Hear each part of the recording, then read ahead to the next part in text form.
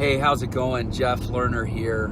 I want to talk today about superheroes and what we can learn from them, and ideally what we can strive to have in common with them in our own lives. There's two key pieces of every superhero narrative that are part of the formula of superhero mythology. One is superheroes always are born of, there's an ordinary alter ego, right? The mortal common man character, and the superhero is born of adverse circumstances or pain or trauma inflicted on that person, as well as a dynamic of them not fitting in or being an oddball or alienated. So across the board, you look at every superhero story, you've got some condition that makes the alter ego an outcast, whether it's, extreme wealth like Bruce Wayne, whether it's coming from another planet like Clark Kent, whether it's just being kind of a dorky goofball like Peter Parker, whether it's coming, having a royal bloodline like T'Challa. They're different somehow. They might be different in various ways, but also then you couple with that, there's some layer of suffering that gets heaped on top of the difference. And then the adaptation to that is what allows them to become a superhero, right? So that's true in every narrative. So, and then there's a second piece which I'll explain. But where I want to start is, I think a lot of us, we're kids, we identify with superheroes, and we resonate with it because most of us as children, we feel some amount of those two things. We feel alienation, isolation, and we don't know how we fit in. We're still trying to figure that out. And as kids, we internalize things and we feel a lot of pain when things don't go our way. And sometimes we have legitimately really horrible, painful things happen to us. And so I think we identify with these superhero characters. But what I want to suggest is that superheroes aren't, first of all, they're not just something that happen in comic books.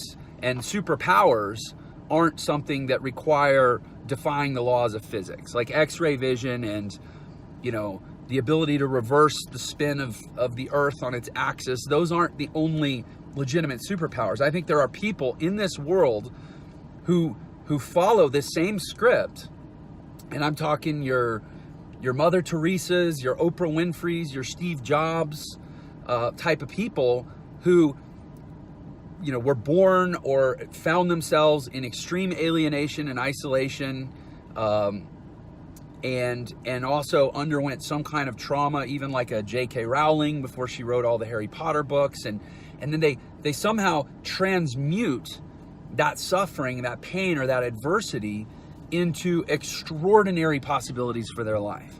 And the more time I spend exploring these massive incidences of success and exploring, really the heroic people in this world, the more I realize that suffering, pain, tragedy, trauma, this stuff is necessary. Just as in nature, there has to be a catalyst to adaptation.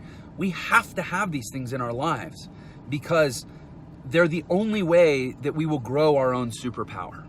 And I'm talking things like empathy. Empathy is a superpower. A superpower is some ability that has the possibility of impacting humanity at a broad or global or far-reaching level, right?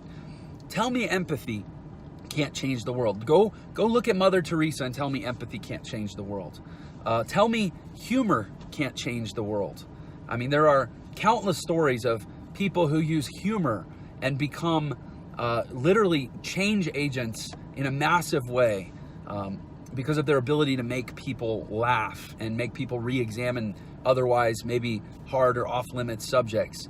The ability to see a possibility that does not yet exist in reality and to hold to that possibility with enough enthusiasm and energy to actually aggregate and activate other people and other resources to the cause and actually go disrupt and change the world. That's Elon Musk, that's Steve Jobs, that's Jeff Bezos, and all stories. You research these titanic, entrepreneurial, creative, disruptive personalities that change the world for better, and you always find those two characteristics in their background. Some point of alienation and isolation, and some sort of trauma or pain from which or to which they adapt.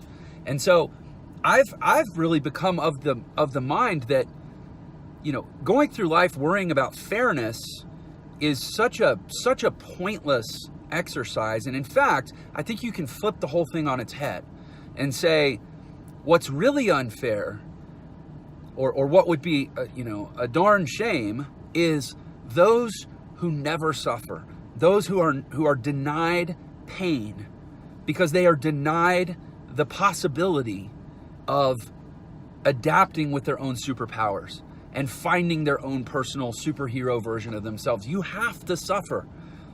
Just as in nature, you must have stress to catalyze adaptation. You have to suffer in order to adapt and find the best version of yourself. And I'm no exception to this. I'm by no means declaring myself a superhero, but I am someone who is interested in and passionately enthusiastic about this type of journey and this type of possibility.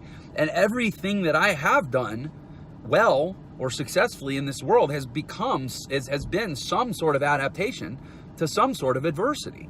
I think this is a commonality. And I think if we embrace this idea, we will consistently start asking of our situation, what can be great about this? And we will not do what the bully does, which is take pain and pay it forward. We will do what the hero does, which is take pain and transmute it into possibility for our lives. Now, I said there were two things that are consistent in every superhero narrative. That's one, that the superpowers are an adaptation to some combination of pain and isolation. The second is that in every superhero narrative, there's a point where the superhero finds themselves losing touch with their alter ego, with their original wounded, mortal, non-superhero self. Usually they're sort of their inner child, for a lack of a better term, or maybe that's just the right term. And they find themselves getting caught up and defined by their adaptations, by their superpowers, by their skills or their achievements. And they find themselves having kind of an existential crisis. And I think we can learn from this too, that, as you start to achieve success, as you start to, transmute your pain and transcend your circumstances, you never want to reach the point where you've completely lost your original wounded self as part of your identity. And that doesn't mean that you live in the pain or that you wallow as a victim. But I think that the danger in transcending circumstance sometimes is this idea that you've left who you were and you've left your past behind. And the risk there is that you can lose empathy. You can become caught up. And there's a lot of stories of this, of really successful people who reach a certain point where they become so, solipsistic, if you're not familiar with that term. And solipsism is the worship of the self. Almost in, narcissism is the love of the self. They become so caught up in this, who they've become, that they lose touch with who they are. And in so doing, they lose touch with everyone else. They lose touch with humanity. They lose empathy. And they, end up once again, isolated and in pain. It's interesting how the hero's journey, if the hero starts to lose touch with his original wounded self, he actually returns to his original wounded self in those same conditions of being isolated and in pain. So I think the lesson here is twofold. One is embrace your stresses, embrace your pains, because they are the catalyst to adapt and to find your superpowers. But also never grow to the point where you're above or beyond or better than that person who you were, because that's how you can find commonality with other people who might still be superheroes in the making. They might still be finding their superpowers. And you can learn to love that process and fall in love with ennobling, not enabling, ennobling, and empowering other people who are transmuting their own pain and their own circumstances, then you become a part of a really powerful movement that I am super passionate about, which is helping everybody find their superhero and their superpower. So hopefully that lands with you. I'd love to hear some comments or thoughts. Leave a message below if this strikes a chord with you, and I'll catch you on the next video. Thanks so much.